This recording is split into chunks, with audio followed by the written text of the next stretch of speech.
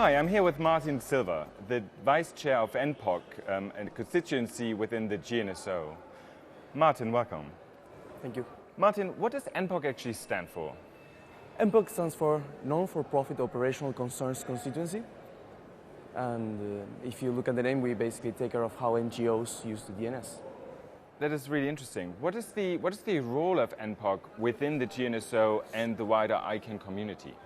Well, for starters, if it's inside the GNSO, it means that it's dealing with the generic top-level domains policy issues. So out of that, it participates on all the discussions, debates, policy-making process, working groups, public comments regarding the developing of the generic top-level domains policy issues. But it's not only that. I mean, we also take care as a part of the ICANN community of other ICANN issues. I mean, how ICANN works, how ICANN operates, how the multi-stakeholder model works. We have some of our role and missions is not only that we can sit and develop policy. It also means that we have to encourage the community to participate. We have to make, if we want the model to work inside ICANN, we need actual participation of the community. And that's been going back to our region, going back to our sectors, and to convince people that they should be worried about what is going inside ICANN.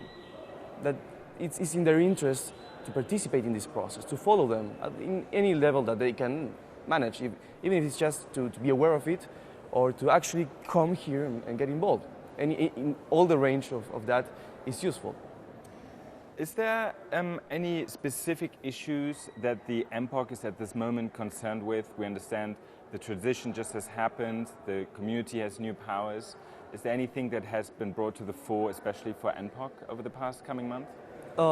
Yes, I mean, first of all, as this is community-driven, of course, that each member will tell you a different interest. I mean, some of them are going to tell you that they are more interested in fighting the name fraud that happens inside the NGO world, something that is quite usual when it comes to fundings, especially the ones that are related to human rescue or human disasters, usually after an earthquake or something like that. A lot of domain names tend to appear that are fraudulent in order to capture that moment of funding.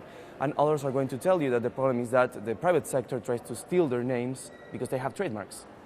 So they try to use their trademarks and their deep pockets in order to take out usually acronyms from NGOs.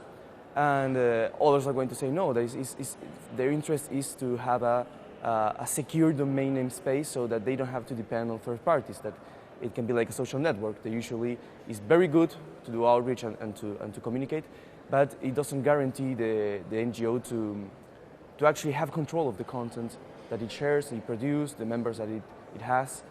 So I think each member is going to tell you probably a different aspect that they're interested inside the GNSO.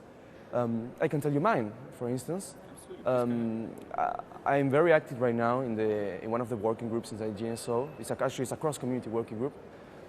So it goes beyond the non-commercial aspects, and I'm dealing with all sectors. And that's the right protection mechanism.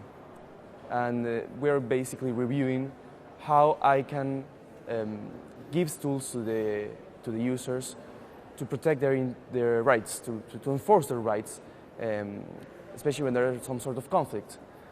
You usually have to do with, hey, I have a better right to that name than you have, or you're trying to scam me, or you have ransomed my name, things like that. And how do you see that develop over the next few months and years? Where do you think that issue is going, or where would you like to see it go? As I come from a non-commercial perspective, I'm skeptical of how trademark issues are treated inside the ICANN space. I'm a strong advocate that domain name issues are not trademark issues. It's much broader, and the DNS is there for non-commercial uses as well.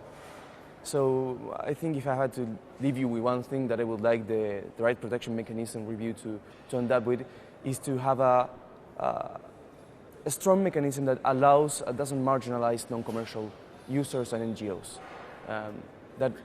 That understands that trademarks, of course, that are important. I'm not saying that we shouldn't protect them, but that they're not the only thing that we should protect inside the DNS. And I left one of your previous questions unanswered. That is what do I think of the IANA and post-IANA transition inside the NPOC and the non-commercial community. And I basically think that the biggest challenge is the accountability and transparency that allow us to say that we are legitimate, Right. That we truly are open, that we are truly creating a space that allow us to say we represent, or we can represent in the future. We are developing the tools to represent civil society as a whole. Because I think that's one of the weakest points right now inside ICANN. Everyone is reviewing each part saying, are you really representing this? Can we really trust you to represent the interests of this stakeholder group? I mean, is this space enough? Not because we are going to represent, but because we are building the space so that people can come and represent. And I think that's the biggest issue, at least post-IANA for us. Martin, thank you very much. That was very helpful. Thank you for your time. Thank you very much for having me. And we'll see you hopefully in ICANN58 in Copenhagen. Definitely.